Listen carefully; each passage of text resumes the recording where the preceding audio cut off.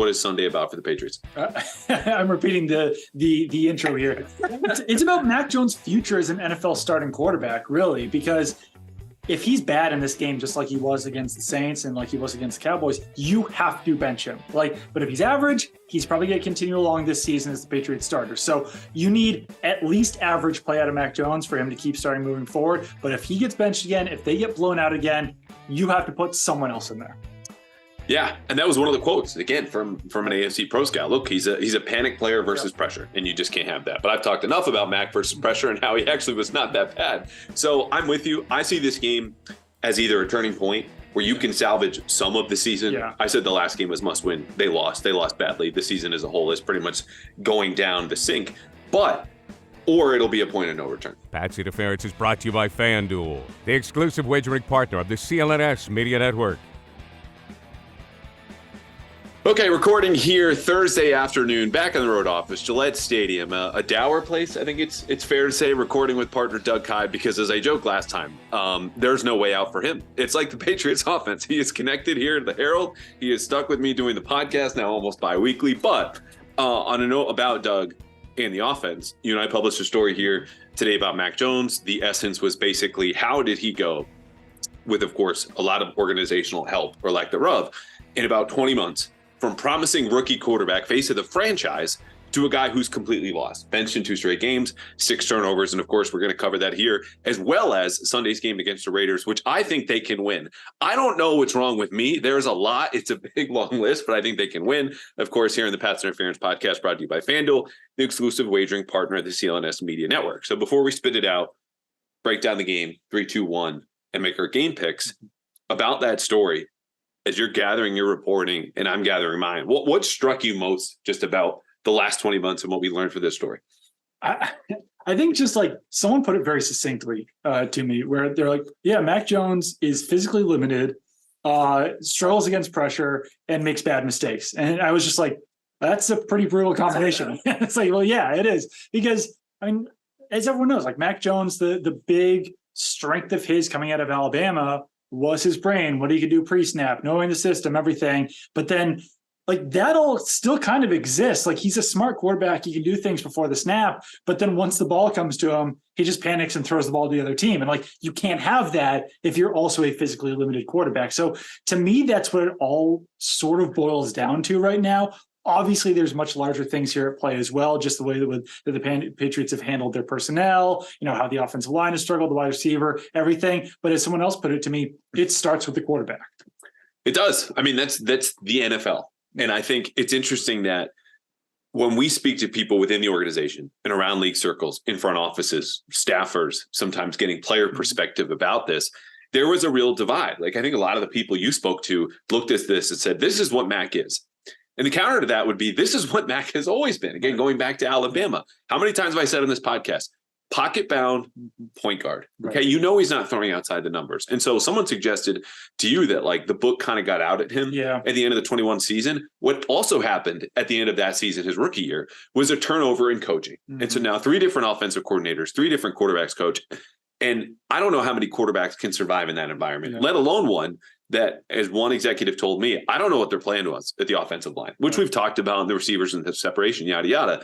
The thing that struck me, and this is almost independent of Mac, but is tied into that environment, is that this front office, as I very recently learned, has kind of gone away from analytics as part of their evaluating tools, which would help you with things like identifying receivers who can separate, or offensive tackles who are better in pass sets versus just what you're seeing on the tape when you isolate exactly what they're doing. And there are a lot of smart people in this front office, but that was jaw-dropping to me, knowing how, whether you look at the Eagles, some stuff done in Kansas City, or other places around the league, like just to not use some tools that are in there in the bag or have dabbled with them, as I know they have, was crazy. Yeah, I also think there's an element here that we didn't fully get into, but it's worth exploring a little bit. Like Mac Jones' team at Alabama was so loaded. Yes. Like there's things that you just can't really see from a quarterback prospect of like, he's getting hit so much more now with the Patriots. And at some point, if you're getting hit that often, you're going to start responding differently to pressure, unless you're just a masochist back there, essentially. And like, that's something that you don't see when you've got 5 future NFL players in front of you and 3 future NFL wide receivers to throw to, and a undrafted tight end, like all these guys in place. Like, I don't know how this changes draft evaluation or anything, but like when a guy's on a team that's that good, I'm not sure if you actually see the full picture of what the player is. Right, especially coming into a new system. Yeah. And that could go for a lot of quarterback evaluations. Like the Patriots' struggles in identifying talent is not unique to them. We don't write this story to pile on Mac Jones. They've taken a delight in what's happened to the Patriots, where these are the worst losses back-to-back of the Belichick era. It's just to say, how did we get here? Mm-hmm. And they seem to suffer, the analytics stuff aside, which is just, they had a group of analytics people in the building.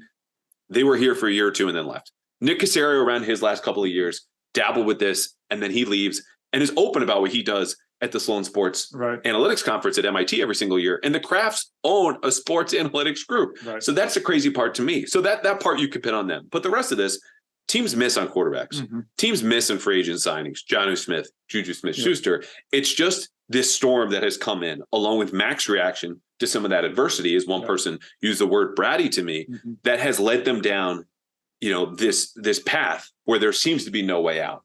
Yeah, no, I mean, it really does. And I mean, we'll get into that now with what this Raiders game means for Mac and the Patriots and the offense and everything like that.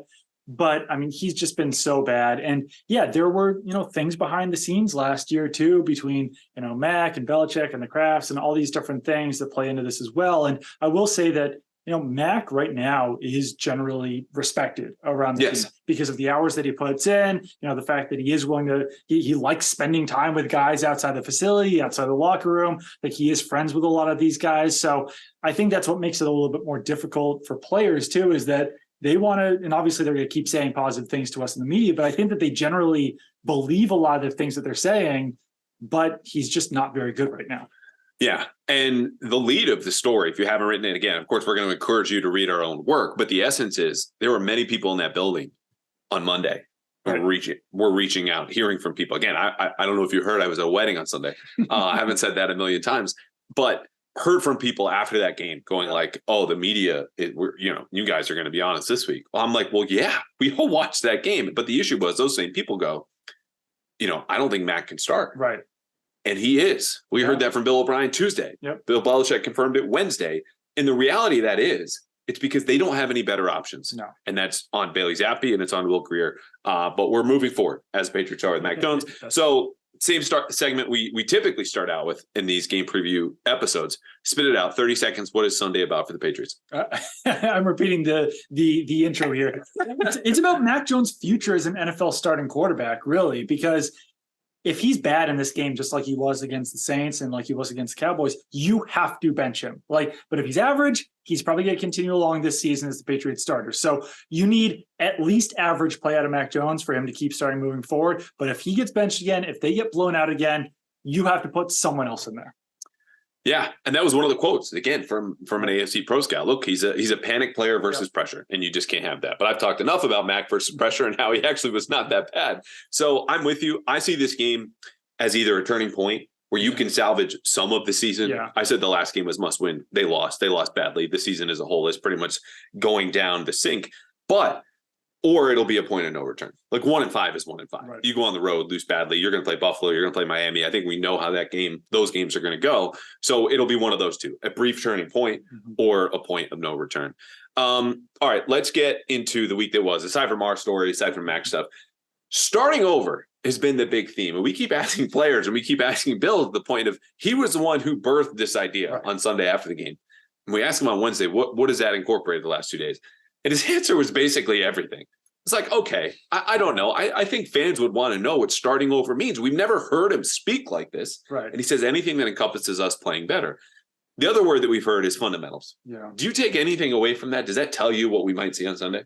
I think that starting over means nothing.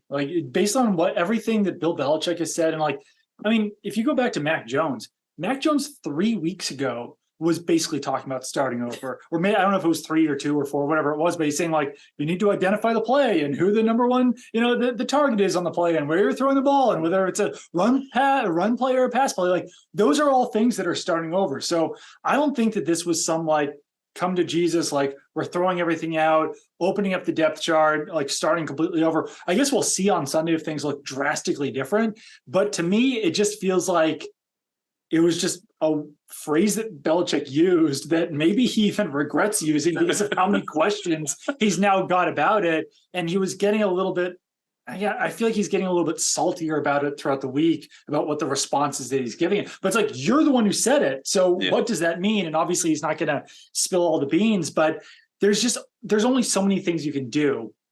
And David Andrews talked a little bit about this yesterday, to start over in week 6, because you still have to prepare for an opponent.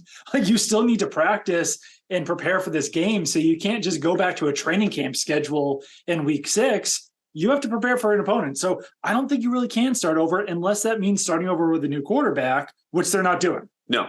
Snap into NFL action this season with America's #1 sportsbook. Right now, new customers get $200. That's 200 in bonus bets guaranteed when you place a $5 bet. That's $200 in bonus bets, win or lose. So if you've been thinking about joining FanDuel, you hear me make these ad reads, and hopefully don't fast forward. Get your money and get into the action right now. The app is easy to use. There's a wide range of betting options, including spreads, player props, over-unders, and lots more. Visit FanDuel.com/Boston and kick off the NFL season. FanDuel, an official partner of the NFL. $200 in bonus bets with just your first $5 bet.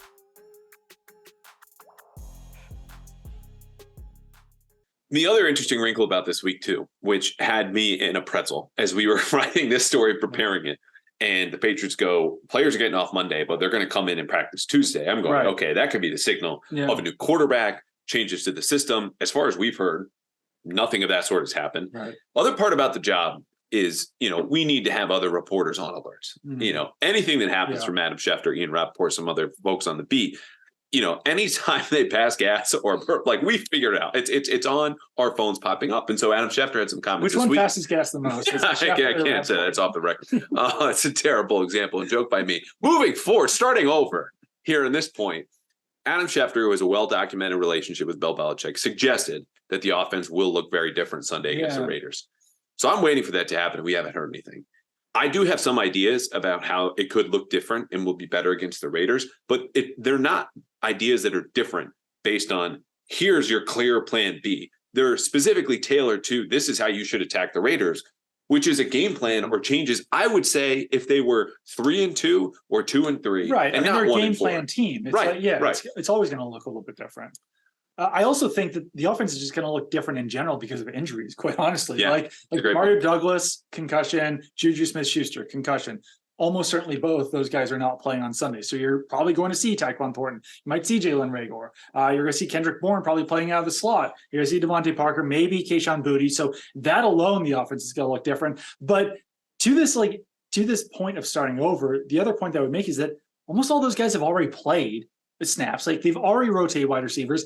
And what else can you possibly do about the offensive line at this point? Because what have they played? Like 10 offensive linemen, 9, something like that. So it's probably going to be a new group of offensive linemen. I'm assuming Riley Reif is probably going to start somewhere in this group. Yeah. But that's not starting over. That's just doing basically what they've done the last 4 weeks out of necessity. All right. Well, let's get into it. When the Patriots have the ball, they're going to be facing the Las Vegas Raiders, who are 2-3. They are 28th by DVOA. This is a bottom 5 team, according to some advanced metrics that we should all trust and love. Their last 4 games consist of a 17-13 win over Green Bay last Monday. The week before, Jimmy Garoppolo is concussed. Aiden O'Connell, 4th-round rookie out of Purdue, starts. They lose 17-24 against the Chargers. The week before that, they lose another one-score game Sunday night against Pittsburgh, 18-23. And the week before that, week 2, go to Buffalo, get housed 38-10. That follows 1-point win over Denver in their season opener. So last week with Mike Giardi, I described the Saints game as like a Spider-Man meme bowl. You're looking at the Saints. They want to play the same way. They're built similarly.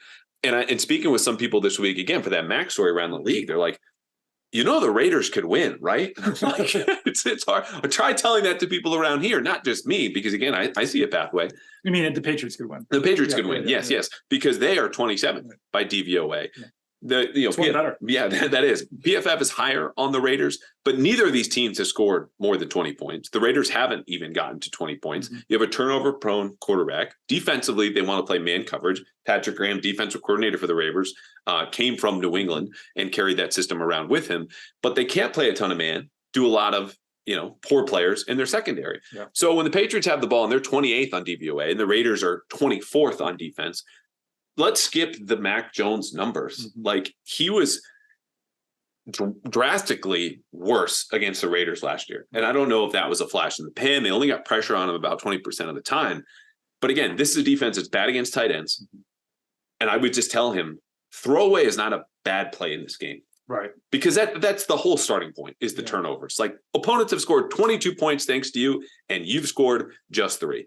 So that's where I start here. Yeah, I mean, I think that it is kind of a Spider-Man meme game, except I think the Patriots have a more talented defense overall maybe than the Raiders, but the Patriots don't have Max Crosby coming off the edge. So that's obviously a big point towards the Raiders. But I would say that, if the Raiders defense looks a lot like what the Patriots were showing this summer in training camp, probably a bad thing for Mac Jones and this Patriots offense, because Mac Jones' Patriots offense was under siege from the Patriots defense all in training camp. And someone actually asked me a mailbag question about this of like, why didn't the Patriots know that their offense was going to struggle based on what they saw in training camp?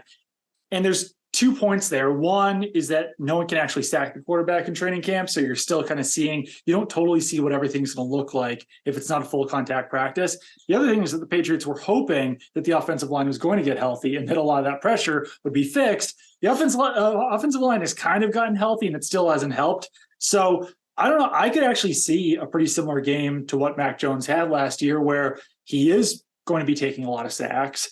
He is going to have to throw the ball away. And he can't have the same, as someone put it to me, dumb mistakes against the Raiders they did against the Saints and Cowboys. Otherwise, it's going to be another 31-0 or whatever it is game that the Patriots are losing. So I don't think that this is a tough game for Mac Jones to fully rebound, I think, against the Raiders based on what they showed last year, what the Raiders run on defense, and just how familiar Josh McDaniels is with Mac Jones. Right. He's the man who built him up. Right. And now last year, as I just said, drastically worse that season in a really difficult year for Mac Jones, the whole offense. Against the Raiders, he was 13 of 31 for 112 yards. But in retrospect, the most important number was 0 for turnovers, because that game ended, as we all remember, Jacoby Myers lateral from Ramondre Stevenson, Jacoby Myers lateral to Chandler Jones back the other way. Before then, that was a 24-24 game. And Mac's footwork was a mess. He was 7 of 23 over the last 3 quarters. Over the middle of the field, completed 30% of his passes and had a bunch of overthrows. So some of that I see as like McDaniels knows him, but those are fundamental errors you can correct. And he talked about it this week. Well, my feet are pointed in the right place, which were off from the start of the Saints game, and my eyes are looking at the right target, like, things go pretty well.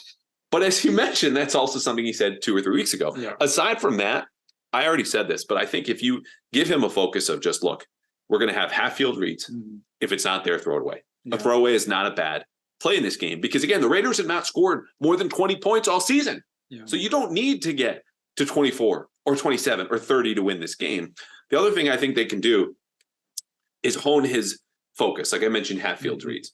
He's still a top 12 quarterback by EPA, believe this or not, over the middle of the field. That's ahead of Patrick Mahomes. I don't understand how that works. I trust EPA with not my life, but a very distant relative. And the other idea is just to get him in more play action, which I think you'll need to set up with the run, which there's not a statistical correlation, but the Raiders need to respect it because Mac off of play action, 69% this season, 7.6 yards per attempt and a passer rating of about 100. Yeah. I mean, someone pointed this out to me last week against the Saints. Patriots started off with a 7 or 8 yard run and then 2 passes and they go 3 and out. It's like that would have been a good opportunity for them to maybe establish that run, go with what worked on first down, try to pick up those extra 2 or 3 yards on the ground, try to move down the field, eat up some clock, but they go back to the passing game and it doesn't work. So I do think that there is something there with trying to run the ball as much as you can against the Raiders. Like you said, simplify the offense a little bit. Maybe not the greatest week to do that because I'm not sure if you really want to simplify an offense against Patrick Graham and the Raiders who know you so well. But I mean, a lot of those things that were working for Mac Jones when he was a rookie. And for Bailey Zappi last year in his 2 starts, like the play action and simplifying things and scheming things up, like the Patriots have shown in the past that those things can work. So I think that that's almost maybe what you have to go back to basics on, start over, and just simplify things down to the fundamentals on offense, and just keep this thing as simple as possible, and just pray that Mac Jones doesn't decide to throw the ball away to the other team, or pray that Jacoby Myers does throw the ball to the opposing team. And maybe like Kyle Duggar can catch an errant lateral from Jacoby Myers. Can you imagine? And I don't care if he completes this. I just want it somewhere in Josh McDaniel's play sheet that it's a double pass. And Jacoby Myers is the one throwing the second, because there's just a certain FU in there where he came from the FU school of Belichick. Yeah, he does for his career, as we've seen. You mentioned the receivers. Juju Smith-Schuster, Pop Douglas missed their second straight practice today, Thursday. The team is leaving tomorrow. So it looks highly unlikely either of them is going to be available. Frankly, on the Juju front, I don't care right now for this offense, just given his lack of production. 6.1 yards per 6.1. Is it target or catch? Per catch. I'm sorry, I need a minute. His routes are rounded. Yeah. They're poor. Yeah. Even when he's the designed rub player on these kind of pick route and combinations, he's not getting there. Right. So having him off the field, frankly, just might be an upgrade, because I reported, and we talked about here in this podcast, they didn't see him as a top 5 pass catcher after week 1. Yeah. Okay, so you guys have heard me talk a fair amount about betting on this podcast, giving you some advice, told you where to make those bets. So I got a quick question for you. What if there was an app that used AI and machine learning to suggest smart sports bets? Well, good news, and you might have guessed it, there is. And that app is called Odds Are. It's the mobile app you need to know what bets of the day are the smart ones. So just download the app right now. I'm serious. And sign up for an account. And just let the latest data analysis guide you through today's point spreads, money lines, and over-unders. If you see green, that's a smart bet. If you see yellow, you're on your own. And if you see red, just don't do it. Move on to the next. Because Odds Are doesn't take your bets. It makes you better at making them. And with Odds Are on your mobile phone, you're always a tap away from making a smart play every day. It's smart betting made simple. So find the Odds Are app in the App Store or on Google Play and get a 2-week free trial. It's just $10 a month after that, because the casinos and sportsbooks want you to bet, but Odds Are wants you to win.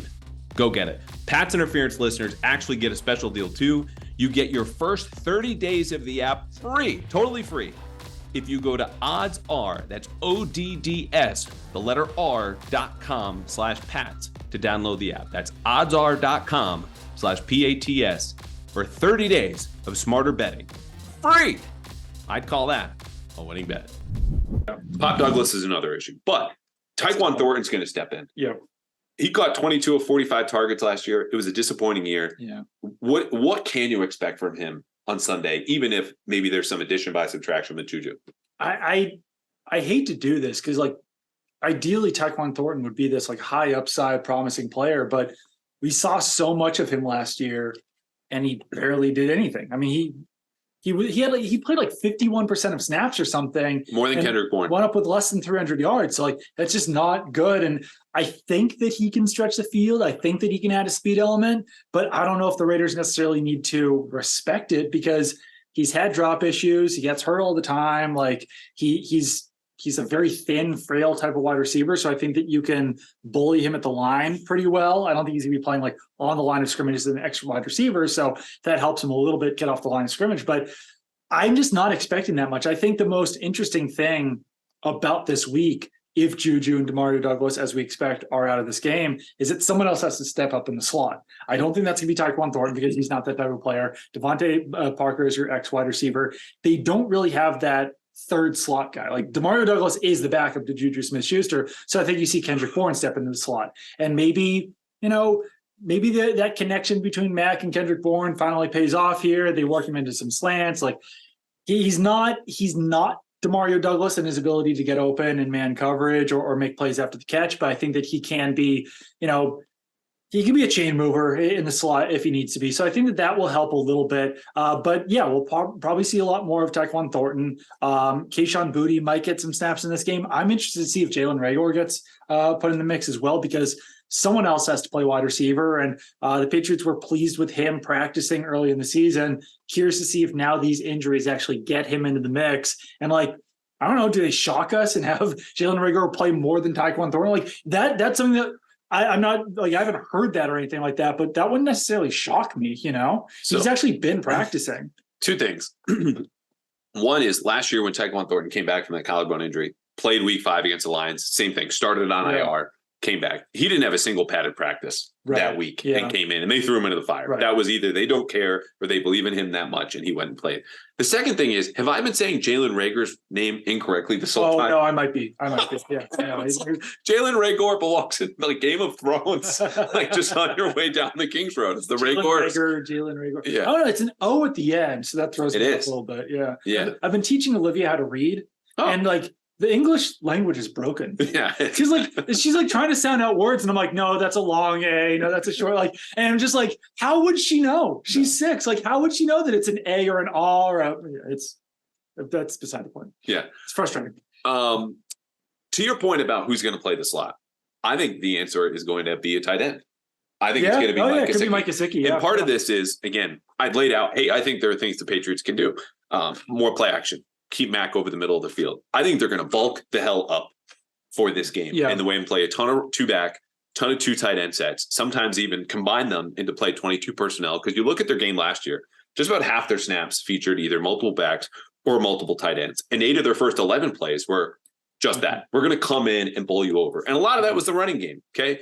And when you look at the Raiders defense, like, Mike Gesicki is not a run blocker, but he is someone who can, relative to his teammates, win against man coverage, which the Raiders want to do. And he plays tight end, a position that the Raiders rank in the bottom 12 in the league by DVOA at defending. So whether you're bulking up to run and he split out a little bit, or he comes down and cracks on, the defensive end, or he's sift blocking in the inside zone and going opposite the flow of the block because he's going to get the backside guy who can't chase around. He's just going to get in his way.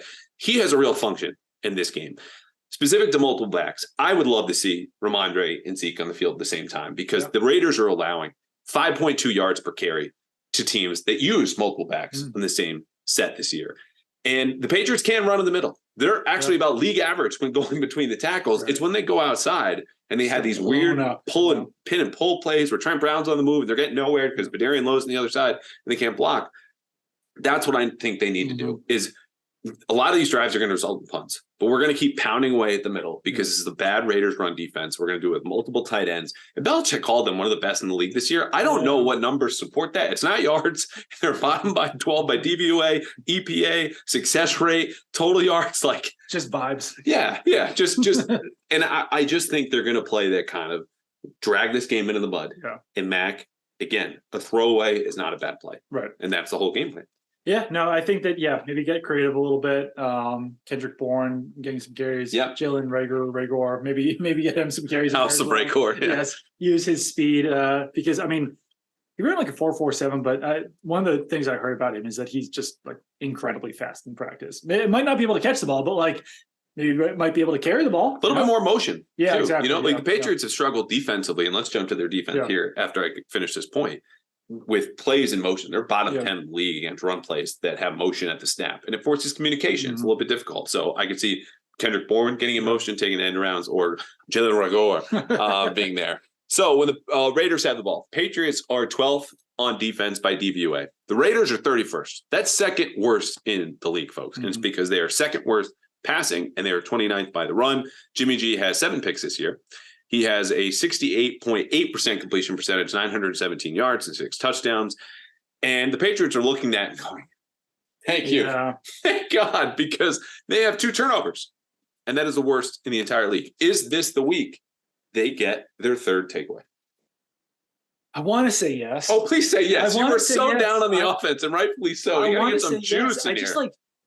They're not doing it. It has to be. It just simply has to be. And I do think that getting J.C. Jackson back helps because he is a ball hawk. He is always near the ball. He takes good chances.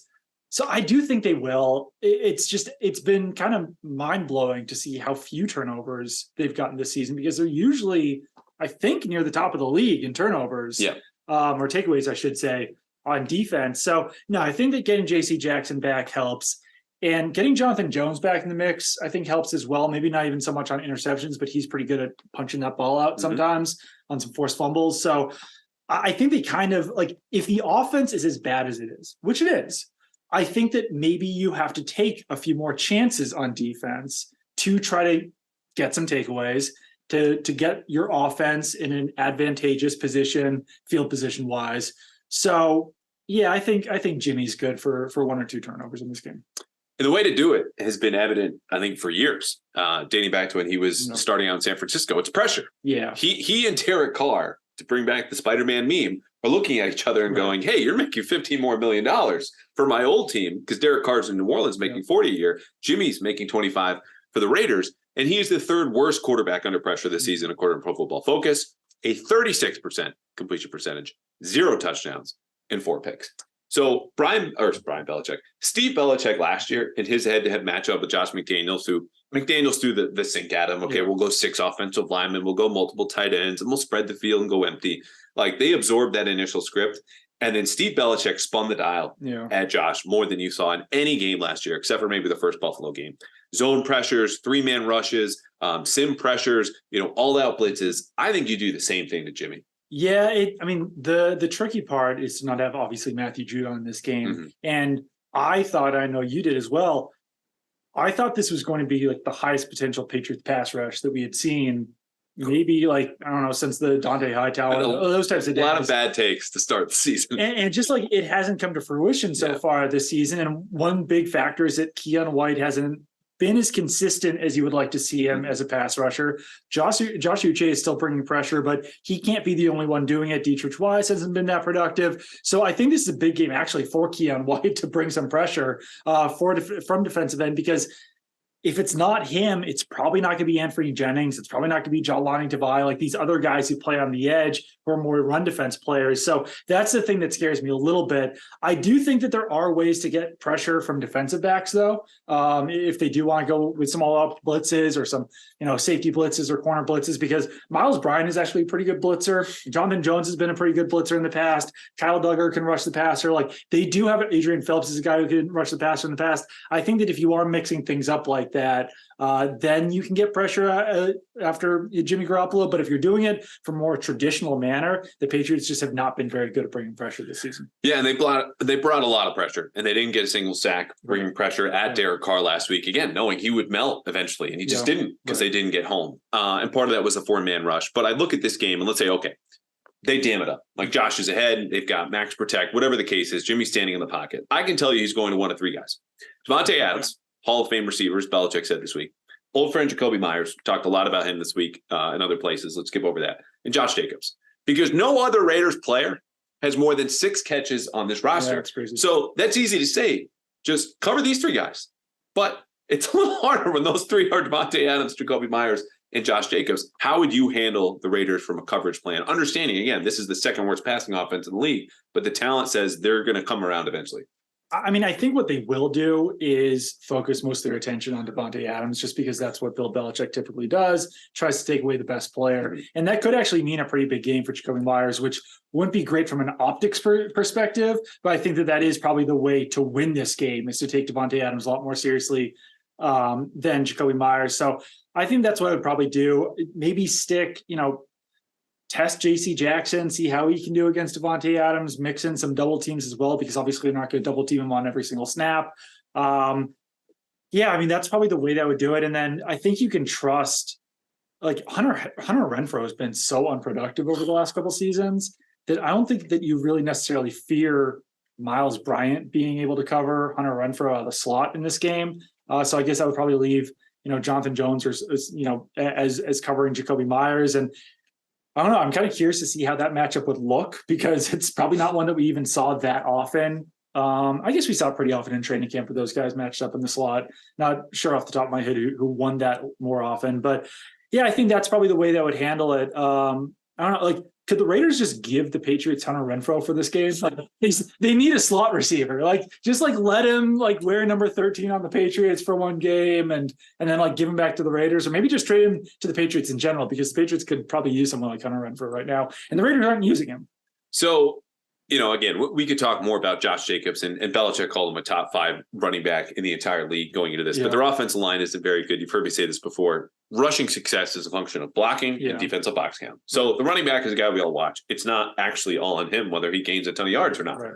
So I don't really care about Josh Jacobs in this game, which is great to say when he has over 20 catches. But I would think most of those catches are a function of Jimmy being under pressure and looking for checkdowns or their screens. So really, I focus my attention on Adams and Myers. And I say to Jonathan Jones, you are going to shadow Jacoby Myers this entire game. You're giving up a couple of inches, but he's not someone who's a threat after the catch. You understand how to play against bigger receivers. Stick with him. And then shadow or double flat out Davante Adams because J.C. Jackson is not 100%. He was spotted icing his knee in the locker room after Tuesday's practice, a walkthrough. So you need to help in that other side. And Davante Adams is banged up too. He had a shoulder injury. He had an okay game on Monday night. I just think that's the most straightforward plan. And this is a defense where I talked about communication. They're missing tackles. They're not communicating as well. Keep a simple plan and just say, you have to beat us some other way. Yeah. No, I agree with that. And I think that's Jonathan Jones, Jacoby Myers, interesting matchup because it's like speed against a slower wide receiver, size against a smaller cornerback. But I don't hate Jonathan Jones in that matchup. No, punching ball.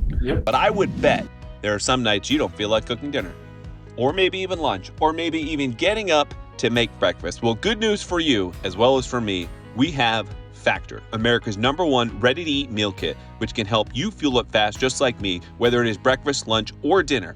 All of their meals are chef-prepared, dietitian-approved, ready to eat, delivered straight to your doors. You will save time, eat well, and stay on track with your healthy lifestyle through Factor. And that's if you are someone who's looking for extra protein with their Protein Plus meals that have 30 grams of protein or more per serving. Or low calorie, not a problem. Dietitian-approved Calorie Smart meals start at 550 calories per serving.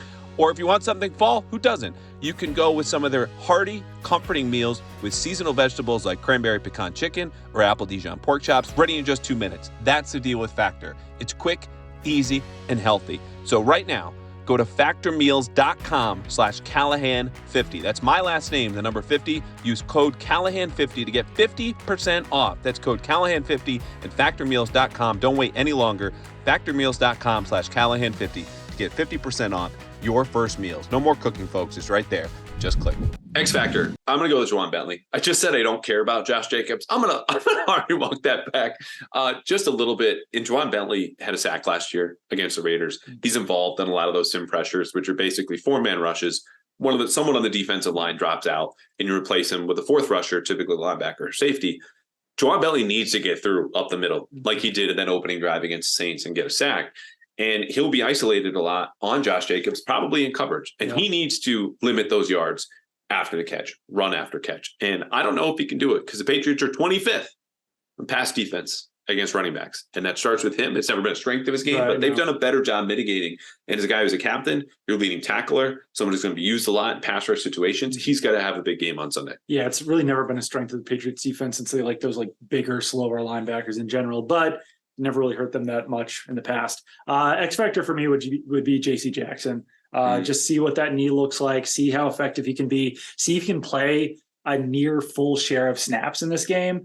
Because if it's not him, and if he's only playing 30 to 50% of snaps, then you probably see Sean Wade against Davante Adams with help. And like I said, you can't always provide help on a player.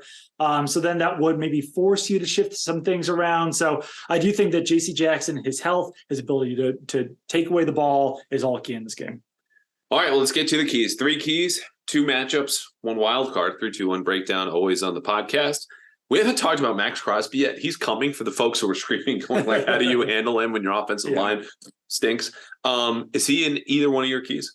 No. Okay. Yes. All right. We'll keep waiting. Well, you said we'll get, we will get to it. So one of my keys is, we talked about earlier, is just forcing takeaways, like forcing turnovers against Jimmy Garoppolo. As I mentioned, I think J.C. Jackson's going to be a big part of that. Like you said, you have to get a lot of pressure against Jimmy Garoppolo, but there's definitely ways that you can force mistakes out of Jimmy Garoppolo. Patriots, Steve Belichick, Bill Belichick, they all know Jimmy Garoppolo about as well as anyone. He was in the building for 3.5 years. So if anyone can force mistakes out of him, then it would be the Patriots. But no, I mean, you need to figure out what is not working right now as far as taking the ball away, and you need to fix that very fast.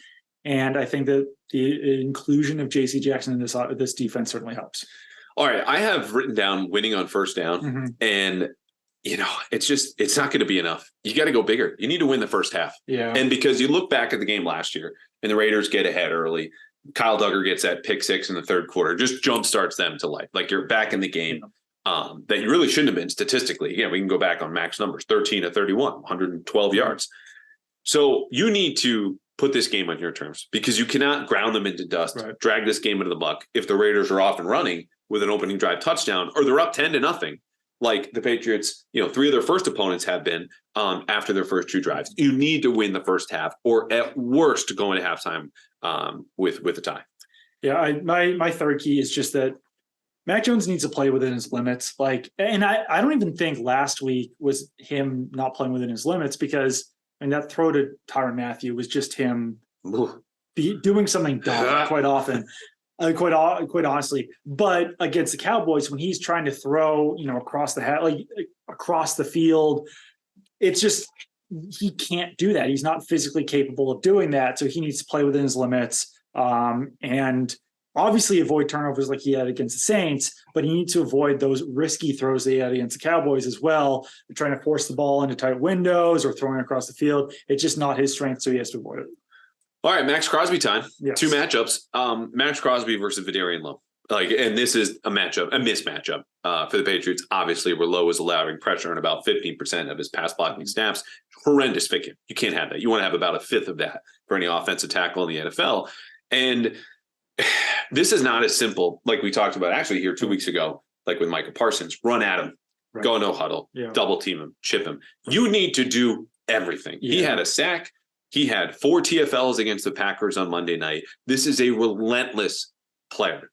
And so part of it is going to be scheming quick game. Part of it is going to be screens, all the things I just mentioned, because you cannot afford to leave Lowe out there one-on-one, I don't know, more than a handful of times in this game. And when you do, you need to have something in the route concept and the timing of the play to make sure that Mac can get rid of the ball, because Crosby's going to get there. He's going to get in the backfield. You just have to minimize the damage in a way that, honestly, like Mac did early against the Cowboys until the strip sack and everything fell apart.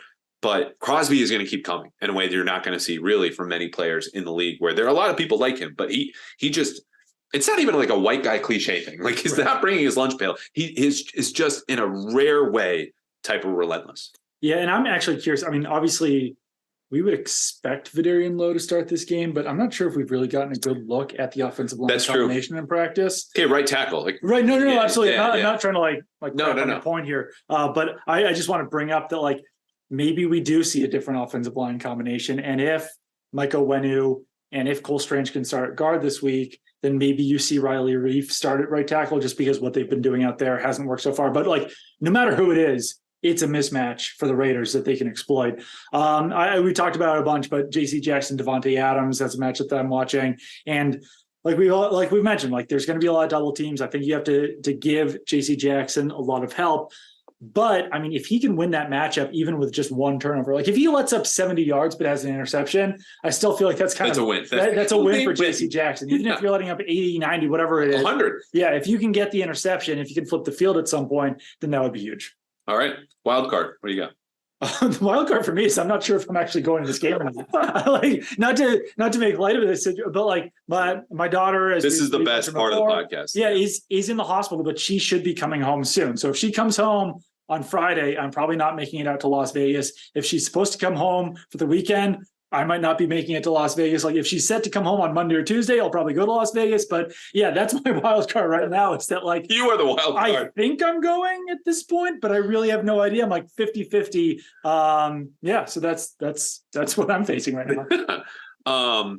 I can't say it. I basically banned myself from talking about this because I explained many times that I was missing the game on Sunday for that reason. I'm also missing this game on the road because of another event. But this time I am officiating that event. It was one of my closest friends. I don't know how much longer I can be friends with them when they book these weddings. I'll just say it. Rough. In football season, I have another friend that just got engaged, and they're tentatively looking at November 2nd next year. If that is not the bye week, I might be questionable for that wedding. But if I was going, I would tell you how wonderful this freaking stadium is. I still haven't been. It is insane. The atmosphere, all of the amenities, the accessibility. Yes, it looks like the Death Star. Okay. But if this was actually the Death Star in Star Wars, I would have converted from the Rebellion to the Empire in a second because I would live here. It's an amazing stadium. So the ticket prices to fly out of Logan are absolutely insane, wherever you might live, to get to Vegas for a game, and especially a Patriots game.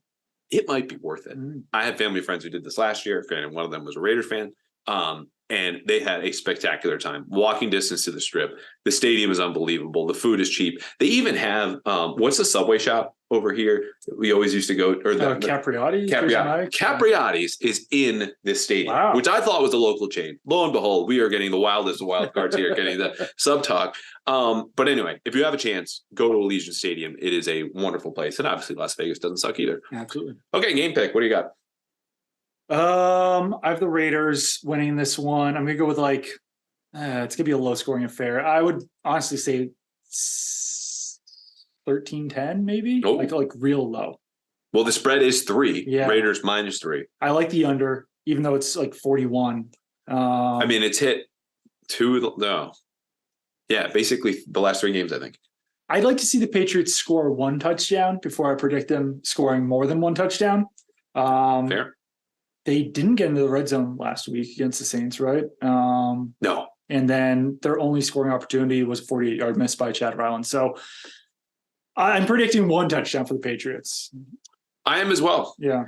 But I have Raiders 23-13. Okay. And this is, I think the Patriots can grind this out. I think you'll see a much cleaner game. Okay, when you go to fundamentals and the whole theme of the week is like ABCs and stop at the 3rd letter, I think they'll have a better chance of getting out of there with any trouble. So, until they need to show it. I wrote this 2 weeks ago. Like, I don't know how you could just blindly believe in the Patriots as they are right now, but I do think it will be better. I just can't predict a win anymore because I did last week, and man, the egg is still dripping off my face. Yes. So he is Doug Kyed. I'm Andrew Callahan. Thank you again for listening to this episode of the Pats Interference Podcast, brought to you by FanDuel. The folks who love it, how quickly I speak. I am not sorry for finalizing that way. I hope you have a much more enjoyable Sunday, that we have more fun and clean and exciting football to come. Patriots will be on the road to Vegas, 4:25 kickoff, turning point, or a point of no return. We will find out very soon. Absolutely.